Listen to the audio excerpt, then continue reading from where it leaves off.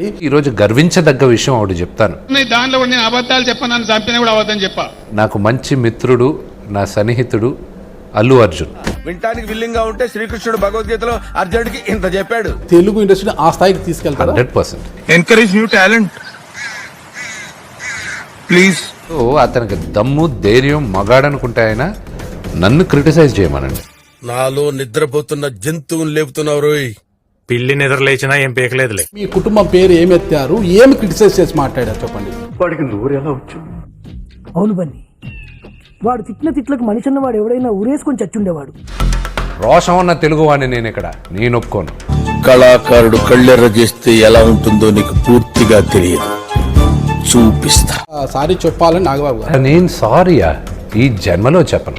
Sorry ఏమైందంటే అప్పుడు కంగారులో కన్ఫ్యూజన్ లో ఏం చేయాలో తెలియదు. కొంతమందికి బ్రెయిన్ కి నాలుగున్న నరం కట్ అయిపోయిందండి. ఎలా బతికారు అన్నాళ్ళు నువ్వు? అసెంబ్లీ రోడ్ సినిమా గుర్తుందా?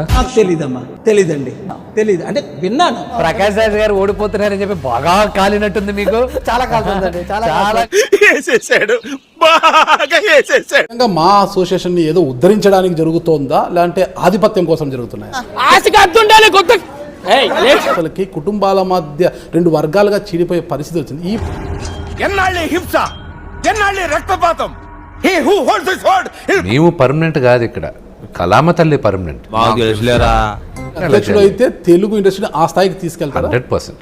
ఇవన్నీ గాలివాన్లో గట్టు మీద కూర్చొని మరణాలు తింటుంటారు చూడు, ఆ చిన్నపిల్లలు చెప్పరా వాళ్ళు వింటారు. సాధ్యం అంటారా? కలలు కంటున్నారేమో మీరు. వేసేసాడు, బాగా వేసేసాడు. డెవలప్ చేసేది నా ఒక్కడి వల్ల కాదండి. మరప్పుడు ఏం పీకడానికి నేను పోటీ చేసేది film industry chamber of commerce కాదు. నాకు అర్థం కాలేదు సార్. నేను పోటీ చేసేది మూవీ ఆర్టిస్ట్ అసోసియేషన్. మరి మీరు నిజమా? అరే ఇంత ఇంటెలిజెన్స్ ఎలా డెవలప్ చేశారా? ఈ భారతదేశంలో మన అసోసియేషన్ ని ఎగ్జాంపుల్ గా చూడాలి. Unbearable sir,